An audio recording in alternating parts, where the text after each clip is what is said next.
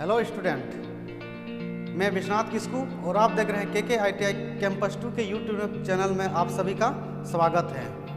जैसे कि हम पिछले क्लास में पढ़ चुके हैं ऑटोमोबाइल इंजन क्या है, इंजन की परिभाषा समझ चुके हैं, मशीन, हीट इंजन, उसका फिर इंजन के डायग्राम में हम सारा बता चुके हैं, हीट इंजन कितने टाइप का होते हैं सारा बता चुके हैं।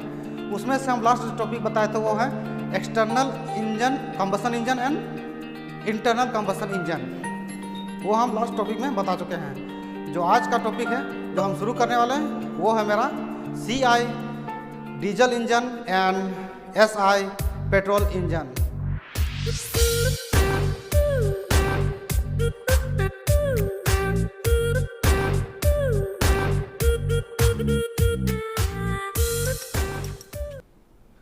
आइए हम अब शुरू करते हैं CI डीजल इंजन और SI पेट्रोल इंजन की अंतर।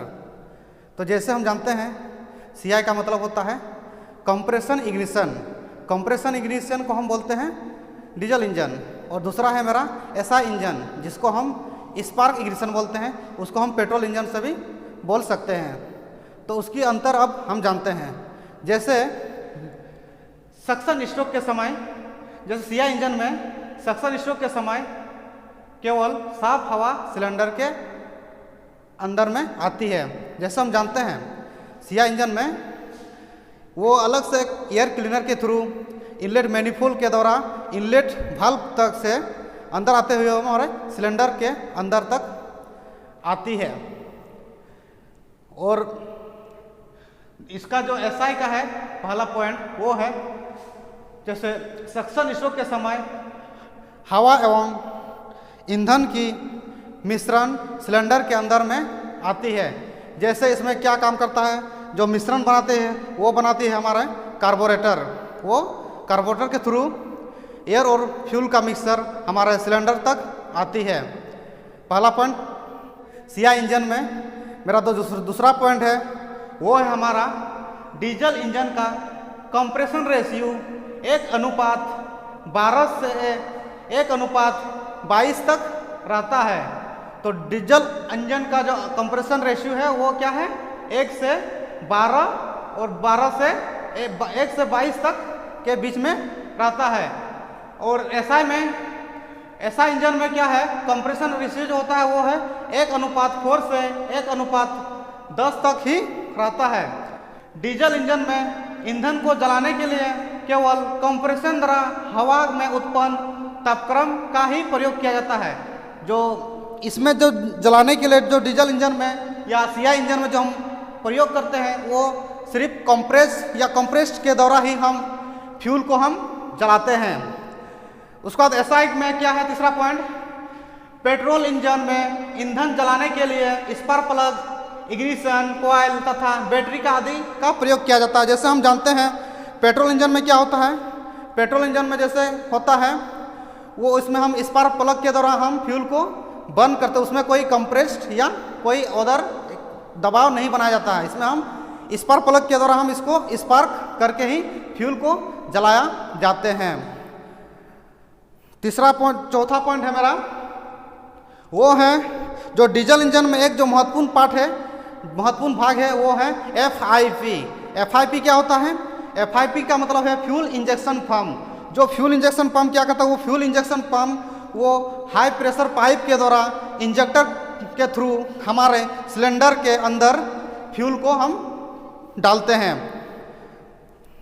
उसके बाद SI इंजन में चौथा पॉइंट क्या है वो है, इसमें क्या होता है, पेट्रोल इंजन में FIP का कोई महत्वपूर्ण भाग होता नहीं है। इसमें एक कार्बोरेटर लगा रहता है जो फ्यूल टैंक के, मतलब फ्यूल टैंक हमेशा ऊपर और कार्बोरेटर जो रहता है वो हमेशा नीचे रहता है, और उसी से हम ये कार्बोरेटर के थ्रू एयर और फ्यूल का मिक्सचर हम डायरेक्ट सिलेंडर के अंदर हम डालते हैं। उसके बाद हम जानते हैं पांचवा पॉइंट में क्या है CI इंजन में, वो है कंस्ट्रक्शन जो होता है वो हार्ड होता है, मतलब वो बहुत भारी होता है, हैवी, जिसको हम बोलते हैं हैवी, मतलब उसका जो बनावट होता है उसका वो बहुत भारी होती है। और SI में क्या होता है, जो कंट्रैक्शन जो होता है, जो बनावट होता है वो बहुत हल्का होता है। उसके बाद जानते हैं हम छठा पॉइंट जो होता है वो फ्लाईव्हील क्या होता है, फ्लाईव्हील CI इंजन में क्या होता है, वो भारी हमेशा, मतलब वो भारी होता है और हमेशा बड़ा ही दिया जाता है CI इंजन में, यानी कि डीजल इंजन में। और जो SI इंजन में क्या होता है, उसका फ्लाईव्हील जो होता है वो हल्का एवं बहुत ही हल्का होता है और बहुत छोटा, उसमें जो फ्लाईव्हील का बनावट होता है वो हल्का और छोटी होता है। उसके बाद है मेरा 7वां पॉइंट, जो कंबसन होता है, जब कंबसन होता है इंजन के अंदर, तो इसमें बहुत आवाज़ और बहुत वाइब्रेट इंजन में होती है, जिससे हम गाड़ी में वाइब्रेशन की महसूस ज़्यादा होती है।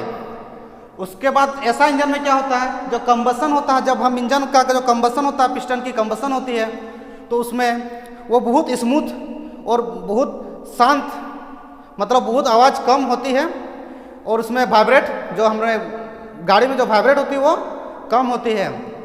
उसके बाद 8वां पॉइंट है, diesel engine constant pressure cycle में कार्य करती है, मतलब जो डीजल इंजन होता है वो कांस्टेंट प्रेशर साइकिल पर कार्य करती है। और उसके बाद ऐसा इंजन में क्या है, ऐसा इंजन में है petrol engine constant volume cycle पर ये कार्य करती है। जो 8वां पॉइंट है वो ऐसा इंजन का, वो है कांस्टेंट वॉल्यूम पर, जो डीजल इंजन में पेट्रोल इंजन में कांस्टेंट वॉल्यूम पर ये कार्य करती है। अब हम जानते हैं कंप्रेसर रेशियो। कंप्रेसर रेशियो होता क्या है?